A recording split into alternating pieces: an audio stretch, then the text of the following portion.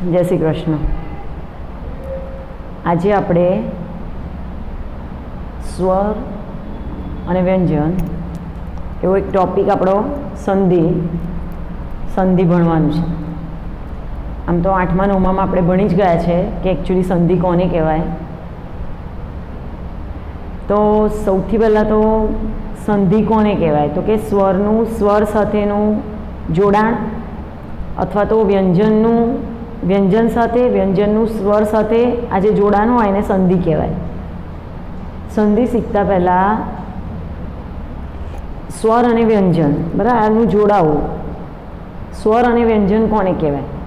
આમ તો આપણને ખબર છે કે ક થી જ્ઞ સુધીના બધા વ્યંજનો છે અને અ આ ઈ એ બધા સ્વરો છે. પણ એની વ્યાખ્યાના સંદર્ભે જો આપણે જોવા જઈએ કે સ્વર કોને કહેવાય તો સૌથી પહેલાં જ્યારે આપણે ઉચ્ચારણ કરીએ અને ફેફસામાંથી જે આપણી હવા નીકળે એ જ્યારે ઉચ્ચારણ વખતે ક્યાં પણ અટકાયા વગર બાધક બન્યા વગર આપણે જે ઉચ્ચારણ થાય શબ્દ તો એને કહેવાય સ્વર. દાખલા તરીકે અ આ ઈ ઉ એ ઐ ઓ ઔ અમ અહ. બરાબર અહ નહીં અ આ ઈ ઉ એ ઐ ઓ ઔ. તો આ બધા શું છે તો સ્વર છે. ક્યાંય હવા બાધિત થઈ નથી. વ્યંજન ફેફસામાંથી નીકળતી હવા જ્યારે ઉચ્ચારણ વખતે ક્યાંક અવરોધક બને છે તો એને કહેવાય વ્યંજન. આપણે જોઈએ કે આપણે નાના હતા ત્યારે આપણે કક્કાથી શરૂઆત કરી હતી. ફરી એકવાર આપણે આ કક્કો જોઈ જઈએ પણ જે નાના હતા એ રીતે નહીં પણ સાયન્ટિફિકલી અથવા તો જ્યારે આપણે એનું ઉચ્ચારણ કરીએ છીએ તો એના સ્થાનો કયા કયા છે તો પહેલાં એનું બેઝિક આપણે જોઈ લઈએ કે સૌથી પહેલાં આપણે જે કક્કો ભણ્યા હતા એમાં ક ખ ગ ઘ ઊંગ ચ છ જ જ ગ ટ ઠ ડ ઢ ણ ત થ દ ધ ન પ ફ બ ભ મ.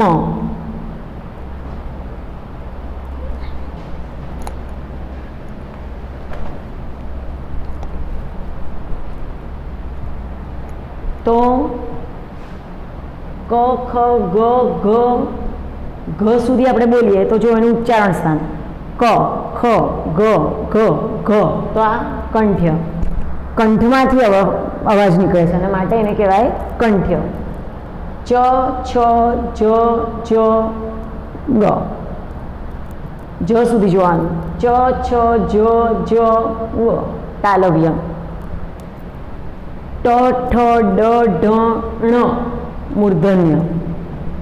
ત થ દ ધ ન દંત્ય દાંતને અટકે છે. પ ફ બ ભ મ ઓષ્ઠ્ય. શ શ હ સંઘર્ષી ધ્વનિ. બરાબર. તો આ થયા આપણા કંઠ્ય, તાલવ્ય, મૂર્ધન્ય, દંત્ય, ઓષ્ઠ અને સંઘર્ષી. એના પછી પણ આ જે છે એ બધા તમને યાદ હોય તો એને અનુનાસિક કહેતા હતા જેને આપણે અત્યારે માથે ડોટ મૂકીએ છીએ અનુસ્વાર. એક આ અણ તથ દધન પ ફ બ ભ મ. આ જે છે એને કહેવાય અનુનાસિક. આ ગંગા સંસ્કૃતમાં લખતા હતા ત્યારે આવું આવતું હતું. ઝંઝર તો એક આ અણ ફેણ અણ અનુનાસિક. ટૂંકમાં આ બધા શું છે તો કે એને અનુનાસિક. આ થઈ આપણી વ્યંજનની ચર્ચા. સ્વર કયા તો અ આ ઈ ઓ એ ઐ ઓ ઔ આ બધા સ્વર છે. સંધિ સમજતા પહેલાં સૌથી પહેલાં સ્વર અને વ્યંજન આપણે જોયા. હવે સંધિ પર આવીએ. મેં તમને શરૂઆતમાં વ્યાખ્યા આપી કે સંધિ કોને કહેવાય તો જ્યારે બે જુદા જુદા શબ્દોમાંના અમુક સ્વર કે વ્યંજનોને એકસાથે તરત જ ઉચ્ચારવામાં આવે ત્યારે સાહજિક રીતે એમાંના સ્વરો કે વ્યંજનો જોડાઈ જાય અને સાથે જ બંને શબ્દો ઉચ્ચારાય. ટૂંકમાં આપણે જ્યારે ઉચ્ચાર કરીએ છીએ ત્યારે સ્વર સ્વર, વ્યંજન સ્વર અથવા વ્યંજન વ્યંજન આ સાહજિક રીતે જોડાઈ જાય, આપણે જોડવું ના પડે. તો એને સાહજિક રીતે જે એનું જોડાણ છે એ જોડાણને કહેવાય સંધિ. આ થઈ સંધિની વ્યાખ્યા. હવે જોઈએ સ્વર સંધિ. જો આ ભણ્યા સ્વરો.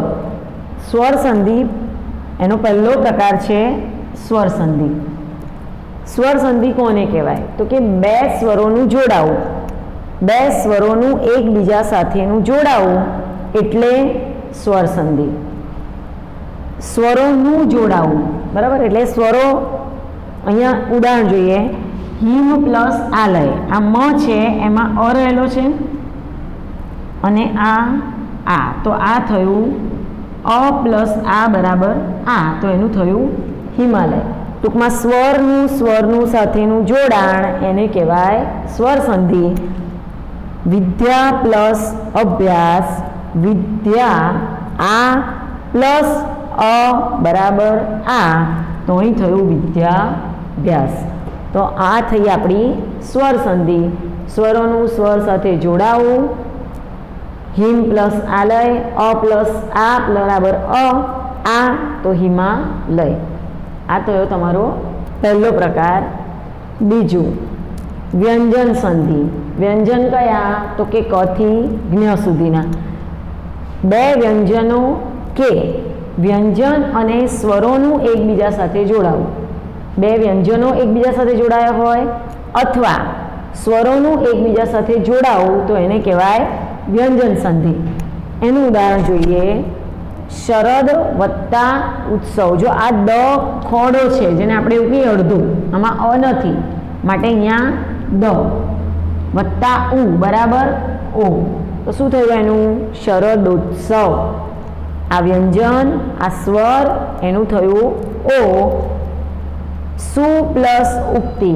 અહીંયા ઉ પ્લસ ઉ, એક આ રસ્વ ઉ વત્તા રસ્વ ઉ બરાબર દીર્ઘ ઉ, અને માટે થયું સુક્તિ. બરાબર. આનું વ્યંજનનું સ્વર સાથે જોડાણ, સ્વરનું સ્વર સાથે જોડાણ, તો એને થયું વ્યંજન સંધિ. બરાબર. ટૂંકમાં બે જોયું આપણે. એક તો સ્વર સંધિ, સ્વરનું સ્વર સાથે જોડાવું. વ્યંજન સંધિ, વ્યંજનનું સ્વર સાથે અથવા સ્વરનું સ્વર સાથે, તો એને જે જોડાણ હોય એને કહેવાય વ્યંજન સંધિ. નંબર 3 વિસર્ગ સંધિ. વિસર્ગ સંધિ એટલે શું? સૌથી પહેલાં તો વિસર્ગ શું એ સમજી લો. વિસર્ગ એટલે આપણે જ્યારે આમ બે ટપકા કરીને હનું ઉચ્ચારણ કરતા હતા, દુઃખ, નિર્મળ, નિષ્ફળ, તો આમાં જે આવતું હતું તો આ વિસર્ગ કહેવાય. વિસર્ગ સંધિ વિસર્ગ અને ઘોષ વ્યંજનો કે સ્વરોનું જોડાવું એટલે વિસર્ગ સંધિ. જો હવે અહીંયા એક નવો શબ્દ આવ્યો, ઘોષ વ્યંજનો, ધ્વનિઓ. બરાબર. સૌથી પહેલાં અઘોષ ધ્વનિ નાદતંત્રીઓમાંથી. નાદતંત્રી એટલે જ્યારે આપણે બોલીએ છીએ અને જે અવાજ થાય છે તો એ નાદતંત્રીઓમાંથી હવા પસાર થાય ત્યારે એમાં કંપનો થતા હોય. જ્યારે આપણે ઉચ્ચારણ કરીએ અને જ્યારે કંપન અનુભવાય, આ કંપનો સામાન્ય કે અલ્પ હોય. બરાબર. આપણે જ્યારે બોલીએ છીએ અને જે કંપન થાય છે એ નોર્મલી હોય અથવા તો અલ્પ હોય, બહુ જ થોડા પ્રમાણમાં હોય, તો એવી ધ્વનિઓને અઘોષ ધ્વનિ કહેવાય. દાખલા તરીકે કયા કયા અઘોષ છે? તો કે ક, ખ, ટ અને ઢ.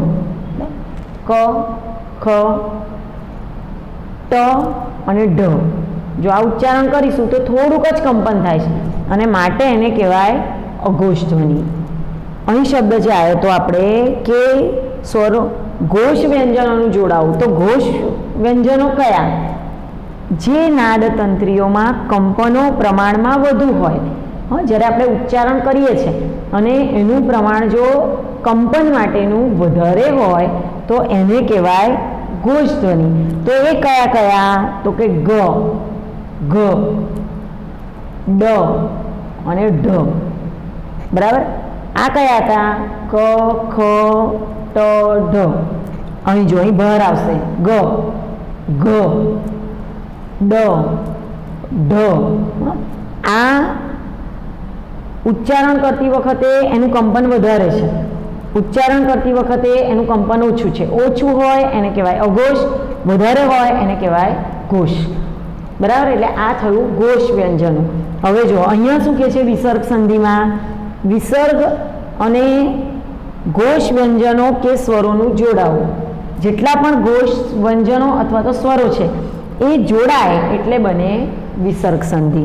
બરાબર?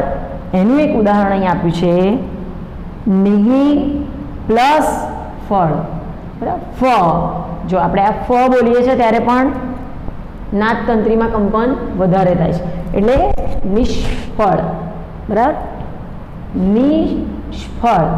જો હવે આનું શું થયું તો કે નિહિ પ્લસ ફળ બરાબર નિષ્ફળ, અને કહેવાય વિસર્ગ સંધિ. બીજું દુહુ પ્લસ કાળ, આ પણ સેમ. દુહુ, દુ, આ સંસ્કૃત છે. જો અહીંયા ઉ હોય ને તો આ વિસર્ગનો હું થઈ જાય, ઉ થઈ જાય. અહીંયા કી હોય, જો અહીંયા મેં ની કીધું, ની બોલી તો આ વિસર્ગનું શું ઉચ્ચારણ થાય? નિહિ. અહીં દુ છે તો અહીંયા દુહુ. દુહુ પ્લસ કાળ બરાબર દુષ્કાળ. બરાબર? તો આવી જે સંધિ હોય તો એને કહેવાય વિસર્ગ સંધિ. તો આજે આપણે જોયું સૌથી પહેલાં તો એક તો વ્યંજન કોને કહેવાય અને વ્યંજનોમાં પણ કયા કયા, તો કે કંઠ્ય, તાલવ્ય, મૂર્ધન્ય. કંઠમાંથી ઉચ્ચારણ થાય તો કંઠ્ય, તાળવાને જીભ અડકે તો તાલવ્ય, મૂર્ધન્ય, ગળાથી થોડું ઉપરનો ભાગ ટ, ઠ, જીભ આખી વળે છે ટાળોની પછીનો ભાગ, ટાળવાના પછીનો ભાગ તો એ મૂર્ધન્ય. ટ, ઠ, ડ, આખી જીભ વળી જાય અને તાળું કરતાં થોડું ઉપર તો એને કહેવાય મૂર્ધન્ય. દંત્ય, દાંત, ત, થ, દ, ધ, ન, દંત્ય. પ, ફ, બ, ભ, મ, આ ઓષ્ટ્ય. અને શ, શ ને હ, જેમાં હવા નીકળી જાય, એક આમ જગ્યા કરીને નીકળી જતી હોય. સ, શ, હ, તો આ જે હવા નીકળે છે તો એને કહેવાય સંઘર્ષી ધ્વનિ. બરાબર? અને બીજું આપણે જોયું સ્વરો કયા કયા, અને એમાં 3 જોયું કે સ્વર સંધિ કોને કહેવાય. તો સ્વરનું સ્વર સાથેનું જોડાણ સ્વર સંધિ, વ્યંજનનું સ્વર સાથે જોડાવું અથવા સ્વરનું સ્વર સાથે જોડાવું તો એને કહેવાય બે વ્યંજન અને સ્વરોનું એકબીજા સાથે જોડાવું તો એને કહેવાય વ્યંજન સંધિ. અને વિસર્ગ સંધિ, વિસર્ગ સંધિમાં વિસર્ગ અને ઘોષ વ્યંજનો જોડાય તો એને કહેવાય વિસર્ગ સંધિ. હવે આપણે જોઈએ આગળ એના સંધિના ઘણા બધા નિયમો છે, સ્વરને લગતા અને વ્યંજનોને લગતા. આગળ આપણે જોઈ ગયા કે સ્વર વ્યંજન અને સંધિ. પહેલાં તો સજાતીય સંધિ. સજાતીય સંધિ કોને કહેવાય? તો જ્યારે ઉચ્ચારણ સરખા હોય અને સંધિ બને સ્વરોનું ઉચ્ચારણ સરખું હોય અને જે સંધિ બને એને સજાતીય સંધિ.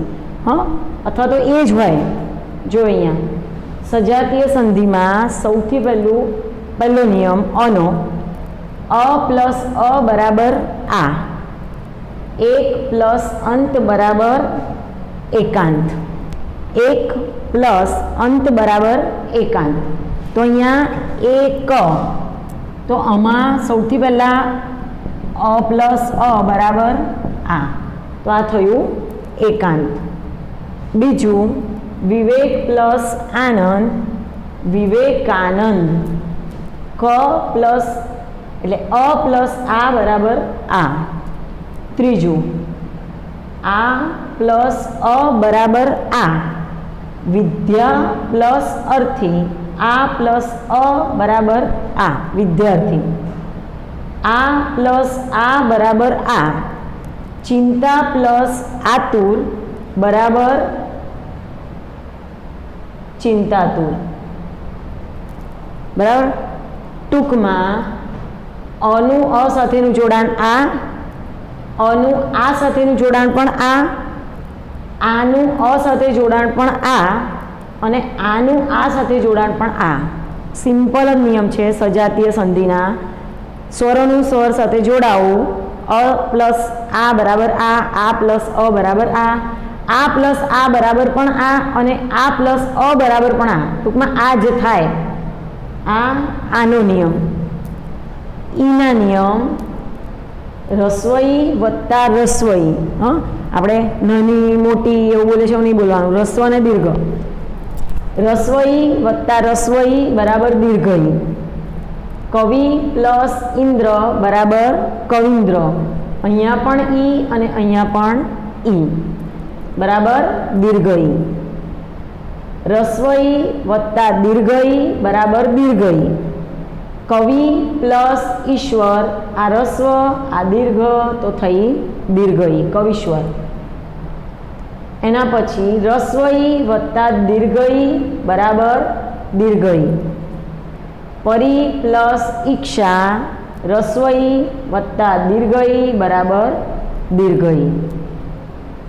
ઈ દીર્ઘઈ વત્તા દીર્ઘઈ બરાબર દીર્ઘઈ. દેવી પ્લસ ઈચ્છા, દીર્ઘઈ દીર્ઘઈ દીર્ઘઈ. ટૂંકમાં ઈને રસ્વઈ હોય કે દીર્ઘઈ હોય, ઈને ઈમાં નાખો તો દીર્ઘ ઈ થાય. બરાબર. તો આ ઈના નિયમ. હવે ઉના નિયમ. ઉના નિયમમાં રસ્વઉ વત્તા દીર્ઘઉ બરાબર દીર્ઘઉ. સિંધુ વત્તા ઉર્મી. સિંધુ આમાં રસ્વઉ, આમાં દીર્ઘઉ બરાબર દીર્ઘઉ. ઉ રસ્વઉ વત્તા રસ્વઉ બરાબર દીર્ઘઉ. બહુ પ્લસ ઉર્મી, રસ્વઉ વત્તા રસ્વઉ બરાબર દીર્ઘઉ. તો બહુ પ્લસ ઉર્મી બહુર્મી. બરાબર. તો આ થયા ઉના નિયમ. સજાતીય સંધિના 3 નિયમ જોયા આપણે. અના જોયા. અને આ સાથે આને અ સાથે ગમે તેની સાથે નાખો આ જ થાય. ઈનો નિયમ. ઈ રસ્વઈ દીર્ઘઈ દીર્ઘઈ રસ્વઈ, રસ્વ રસ્વ દીર્ઘ દીર્ઘ. જે પણ ઈ નાખો એની દીર્ઘઈ જ થાય. અને છેલ્લે ઉ પણ એવું કે રસ્વ ઉ પ્લસ દીર્ઘ ઉ બરાબર પણ ઉ, અને દીર્ઘ ઉ પ્લસ રસ્વ ઉ બરાબર ઉ. ટૂંકમાં ઉનો ઉ જ થાય, દીર્ઘ ઉ જ થાય. આ થયા સજાતીય સંધિના નિયમો. હવે આપણે ખાસ યાદ રાખવાના નિયમો વિજાતીય સંધિ. વિજાતીય સંધિ કોને કહેવાય? તો કે સ્વરો અલગ અલગ હોય. જેવી રીતે અહીંયા અ ઈ ને ઉ એ સજાતીય સરખા હતા એટલે સજાતીય. હવે વિજાતીયમાં બંને અલગ અલગ સ્વરો હોય. આ નિયમો ખાસ મોઢે કરવાના, કારણ કે આ આપણને આવડે જ છે. 8મા 9મામાં સંધિ કરી છે ને એમાં બહુ જ ઇઝી આપણને આવડતું હતું. ભૂલો અહીંયા થાય છે વિજાતીય સંધિમાં. વિજાતીય સંધિ કોને કહેવાય? તો એમાં પહેલું અ પ્લસ ઈ બરાબર એ. અ પ્લસ ઈ બરાબર એ. ઉદાહરણ જોઈએ. હર પ્લસ ઇન્દ્ર હરેન્દ્ર. અ પ્લસ ઈ બરાબર એ. બીજું અ પ્લસ દીર્ઘઈ બરાબર પણ એ. ટૂંકમાં અ ને ઈ સાથે રસ્વ ઈ કે દીર્ઘઈ ગમે તેમાં નાખો એનો માત્રા થાય, કનો ના થાય. બરાબર. હરેન્દ્ર. યોગ પ્લસ ઈશ. અ પ્લસ મોટી ઈ બરાબર પણ એ. તો અહીંયા થયું યોગેશ. ત્રીજું આ પ્લસ ઈ બરાબર એ. કલા પ્લસ ઇન્દુ કલેન્દુ. આ પ્લસ દીર્ઘઈ બરાબર એ. મહા પ્લસ ઈશ બરાબર મહેશ. ટૂંકમાં વિજાતીય સંધિમાં અને ઈ સાથે ના ઉમેરો પ્લસ કરો તો એનું એ જ થાય. પછી રસ્વઈ હોય કે દીર્ઘઈ હોય. ટૂંકમાં વિજાતીય સંધિમાં પહેલો અને ઈનો નિયમ ભણ્યા આપણે કે અ પ્લસ ઈ બરાબર એ. અને ઈ રસ્વ હોય કે દીર્ઘ હોય, આ હોય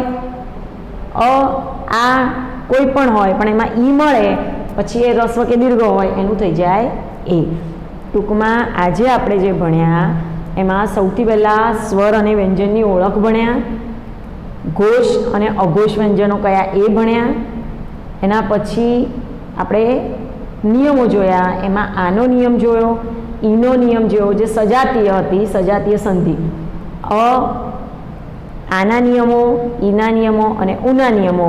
અને વિજાતીય સંધિમાં ફક્ત આપણે અ પ્લસ ઈના નિયમો ભણ્યા. હવે આજે જે ભણી ગયા એમાંથી જ હોમવર્ક આપું છું. 10 સંધિ આપણે આપણી જાતે પ્રયત્ન કરવાનો છે. અહીંયા હોમવર્ક આપેલું છે, સંધિ જોડો. અહીંયા સંધિ જોડોમાં લોક પ્લસ અપવાદ, ભાષા પ્લસ અંતર, વાર્તા પ્લસ આલાપ, અવની પ્લસ ઈશ, અનુ પ્લસ ઉત્તર. અનુ પ્લસ ઉત્તર. આ થયા સંધિ જોડો. કેવી રીતે કરવાનું હોમવર્ક ફરીથી કહી દઉં છું. દાખલા તરીકે એક લઈએ આપણે કે વિદ્યાલય. મારે એની સંધિ છૂટી પાડવાની છે તો મારે નિયમ સાથે કરવાનું.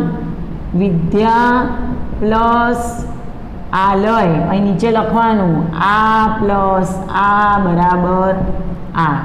ટૂંકમાં હોમવર્કમાં સેમ આવું જ કરવાનું. શબ્દ સંધિ છૂટી પાડો અને નીચે આ રીતે નિયમ, એક લીટી છોડી દેવાની અને લખવાનું. વ્યાકરણની નોટમાં પહેલો ટોપિક તમારો આ હોવો જોઈએ, ડેટ સાથેનો. બરાબર, આ બધું જ લખવાનું છે જે મેં બોર્ડ પર લખ્યું છે આજે. ઘોષ, સ્વરો, વ્યંજનો, જોડણી, આ બધું જ કમ્પ્લીટ કરવાનું છે. અને હોમવર્કમાં આ રીતે એવી રીતે હોમવર્કનો આ પહેલો દાખલા તરીકે લખ્યો, પછી આ રીતે છૂટું પાડવાનું, આ રીતે નિયમ લખવાનો, એક લીટી છોડી દેવાની, પછી બીજું. ટૂંકમાં પહેલાં લોકોપવાદનું કરશો, એની જે આવશે તે સંધિ, નીચે નિયમ. ભાષાંતર, નીચે નિયમ, જે આવે જવાબ. કમ્પલસરી એવું હોમવર્ક કરવાનું છે. અને બીજું છે સંધિ છોડો. સર્વોદય, ચંદ્રોદય, ઉપેન્દ્ર, ઉમેશ અને તથૈવ. બરાબર, તો આટલું હોમવર્ક કરવાનું છે અને નિયમો મોઢે કરવાના છે. ભેગું થઈ જશે તો યાદ રહે નહીં. અને માટે આજે જે નિયમો ચલાવ્યા છે અસજાતીય અને વિજાતીય સંધિના, એ બધા નિયમો કરવાના. અને જેટલું લખ્યું છે એ નોટબુક બનાવવાની અને નોટબુકમાં હોમવર્ક કરવાનું. ત્યાં સુધી જય શ્રી કૃષ્ણ.